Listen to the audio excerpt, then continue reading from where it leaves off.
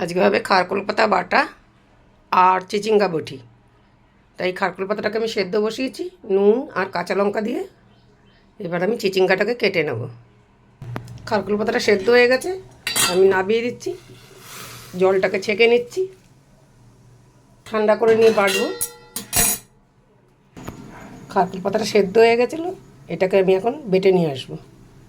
আমি আরও কিছু কাঁচা লঙ্কা দিয়ে দিচ্ছি,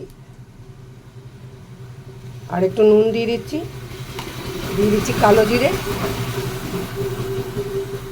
এবার এটাকে রসুন দিয়ে ভালো করে বেটে নিয়ে আসবো। এদিকে চিচিঙ্গা বটিটা বসানোর জন্য কালো জিরে আর শুকনো লঙ্কা দুটো দিয়ে দিলাম। দিয়ে দিচ্ছি স্লাইস করা পেঁয়াজ। পেঁয়াজটা বেশ ভালো করে ভাজা হয়ে গেছে, দিয়ে দিচ্ছি চিচিঙ্গা কটাকে। সঙ্গে 1 চামচ নুন দিয়ে দিচ্ছি।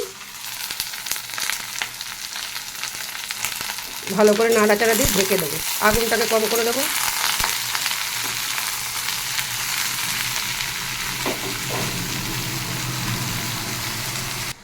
কিছুটা কাঁচা লঙ্কা দিয়ে দিলাম, দিয়ে আবার একটু ভালো করে নাড়াচাড়া দিয়ে আবার একটু ঢেকে দেবো।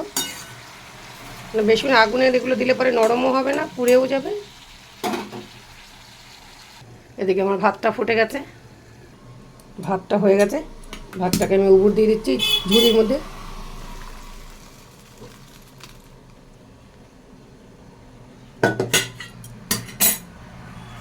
চিচিঙ্গাটার মধ্যে 1 চামচ চিনি দিয়ে দিচ্ছি, একটু হলুদ দিচ্ছি। এবার পিটিয়ে পাটিয়ে একে শুকিয়ে নিয়ে নাবিয়ে দেবো।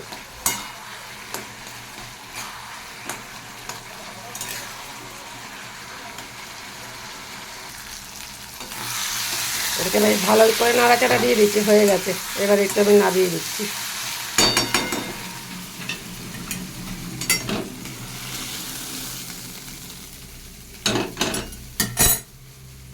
এই কড়াইতেই তেল দিয়ে দিয়েছি খারকোল পাতাটাকে করার জন্য। সব তো দেওয়াই আছে, আর কিছু দিতে হবে না। এমনিতে শুধু এটাকে ভালো করে টালাতে হবে।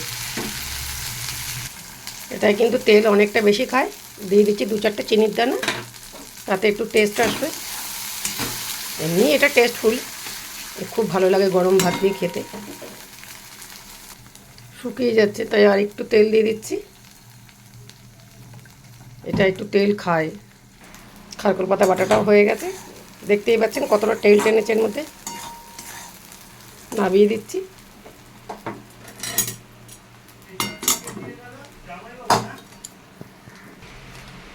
নীলিমা কিচেনের নীলিমা ঘরে রান্নার দেখতে যদি ভালো লাগে ভিডিও, তাহলে পরে একটা লাইক কমেন্ট শেয়ার করে দেবেন।